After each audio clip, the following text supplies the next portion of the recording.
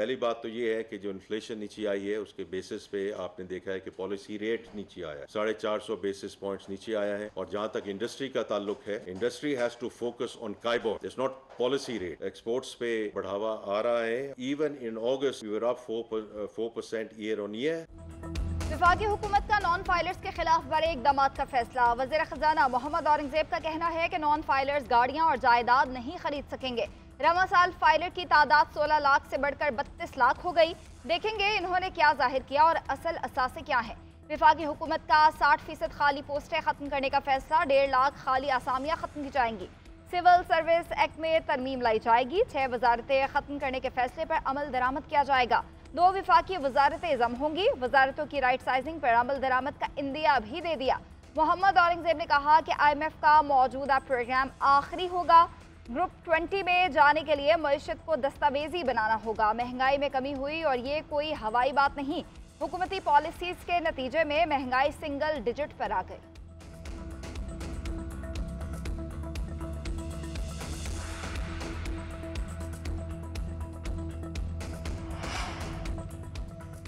रावलपिंडी में बगैर इजाजत एहतजाज और हंगामा आराई पर पुलिस मुतहरिक। दफा 144 की खिलाफ वर्जी पर मुकदमा दर्ज। PTI के 15 रहनुमा मुकदमे में नामजद।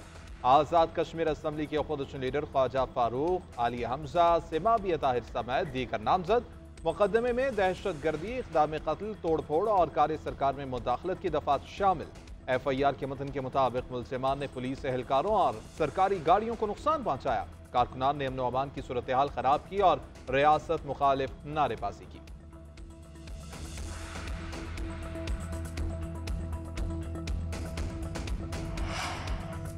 वज़ीर आला खैबर पख्तूनख्वा का इनकलाब लाने का ऐलान। कहा तमाम कबाइल हमारी पार्टी में हैं, जुर्गा करेंगे, उन्हें मुत्तहिद करेंगे। इनकलाब के बगैर हमारे पास कोई हल नहीं है। हम पर हर 3 किलोमीटर पर शेलिंग की और गोलियां बरसाई गईं। पंजाब पुलिस के एहलकार फंस चुके थे मगर हमने उन्हें छोड़ दिया। अब हम पर शेलिंग होगी तो हम भी शेलिंग करेंगे। हम इदारों के साथ टकराव नहीं चाहते। हमने अपना एहतजाज रिकॉर्ड करवा दिया है, दोबारा आएंगे। –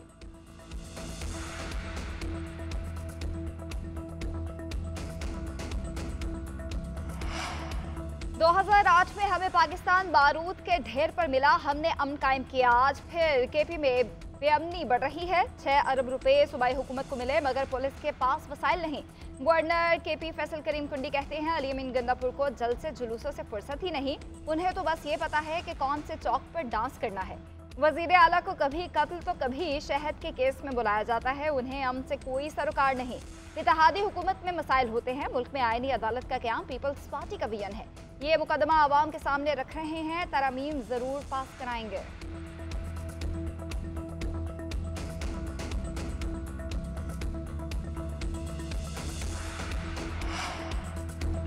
जो करना है खैबर पख्तूनख्वा में करें, पंजाब लावारिस नहीं। वज़ीर इत्तलात पंजाब अज़मा बुखारी कहते हैं कि कानून तोड़ने वालों को नहीं छोड़ा जाएगा। मरियम नवाज को अपनी रिट मनवाना आती है।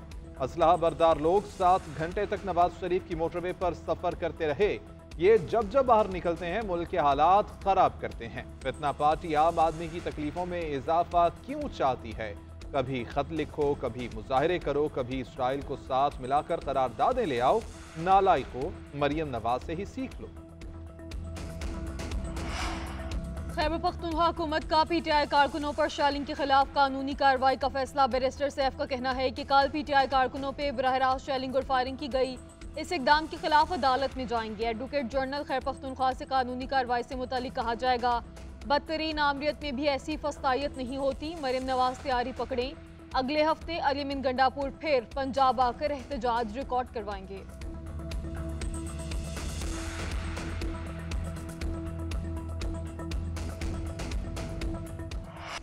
बलोचिस्तान में मजदूर एक बार फिर बुज़दिल दहशतगर्दों के निशाने पर। मूसा खैल कौमी शाहराह पर मुसल्लह अफराद का तामीराती कंपनी पर धावा।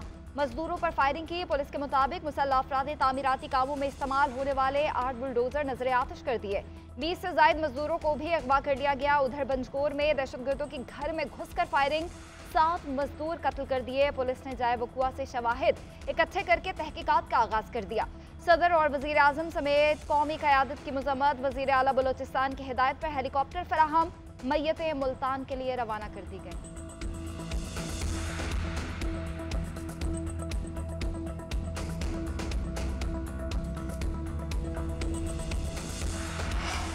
वकला का जजेस से किसी भी नई अदालत का हिस्सा ना बनने का मुतालबा। 300 से ज्यादा वकला का सुप्रीम कोर्ट और हाई कोर्ट जजेस के नाम खुला खत लिखा।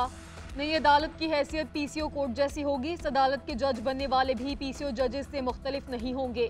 मुजवजा तरामीम का ड्राफ्ट रात की तारीकी में सामने आया। नंबर्स पूरे करने वाले मुंतखब नुमाइंदे भी ड्राफ्ट से नावाकिफ थे। मुजवजा आइन तरामीम पर मुल्क में मौसर बहस नहीं करवाई गई। सिर्फ ये कहा जा रहा है चार्टर ऑफ डेमोक्रेसी में आईनी अदालत का जिक्र है। मुनीर अहमद काकड़, आबिद साकी, रियासत अली आज़ाद और आबिद हुसैन मंटो समेत सीनियर वकला भी खत लिखने वालों में शामिल हैं।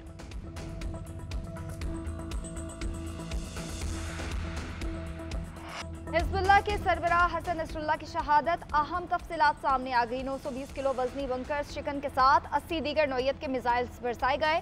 80 टन से ज्यादा बारूद इस्तेमाल किया गया। इसराइली फौज के मुताबिक जंगी तैयारों ने हर 2 सेकंड बाद बारूद उसी निशाने पर गिराया। 11 महीने से पायलट अलर्ट थे।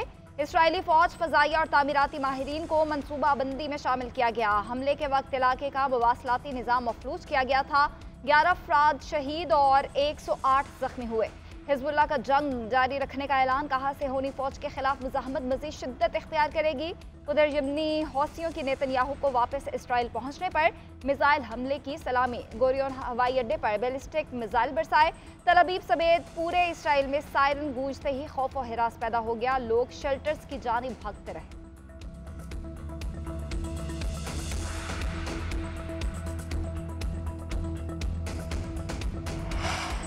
इसराइल ने इंसानियत की तज़लील की। फ़लस्तीन के बाद अब लबनान पर भी हमला शुरू कर दिया। हमास और हिज़्बुल्लाह सीसा फलाई दीवार की तरह खड़े हैं।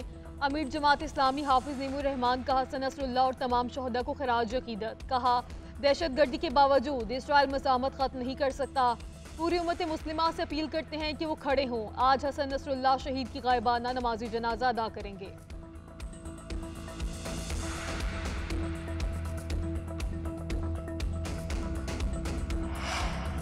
वफाकी वज़ीर मनसूबाबंदी एहसन इकबाल की एशियाई ममालिक को ताउन की पेशकश। कहा मसाइल हल करने हैं तो एशियाई ममालिक का एक दूसरे से ताउन ज़रूरी है।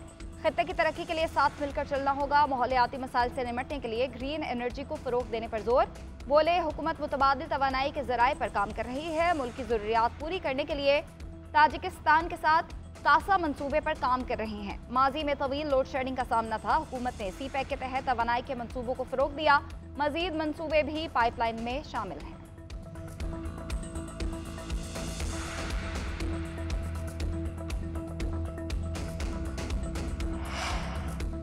खुराक का ज़िया आलमी मसला है। ये मईशत को भी नुकसान पहुंचाता है और माहौल को भी। दुनिया भर में करोड़ों लोग भूख का शिकार हैं। दूसरी तरफ लाखों टन खुराक ज़ाया हो जाती है। पाकिस्तान भी किसी हद तक खुराक के ज़िया और कमी का शिकार है। वज़ीर आला पंजाब मरियम नवाज का खुराक के ज़िया से मुताल्लिक़ आगाही के आलमी दिन पर पैगाम। कहा कि वसाइल को ज़ाया होने से बचाने के लिए प्लानिंग की ज़रूरत है। हम मिलकर पाकिस्तान के कुदरती वसाइल को महफूज कर सकते हैं।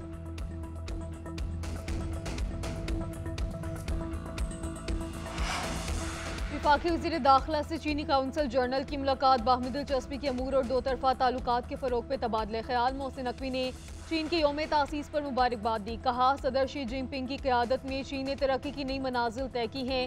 चीन पाकिस्तान का सबसे बाइतमाद और मुखलिस दोस्त है। पाकिस्तान की मईशत को मुस्तहकम बनाने में चीन का तारीखी किरदार नाकाबिल फरामोश है। पाक चीन दोस्ती हमेशा कायम और दायम रहेगी। चीनी काउंसिल जनरल ने कहा कि पाकिस्तान हमारा बेहतरीन दोस्त है। ताउन जारी रहेगा।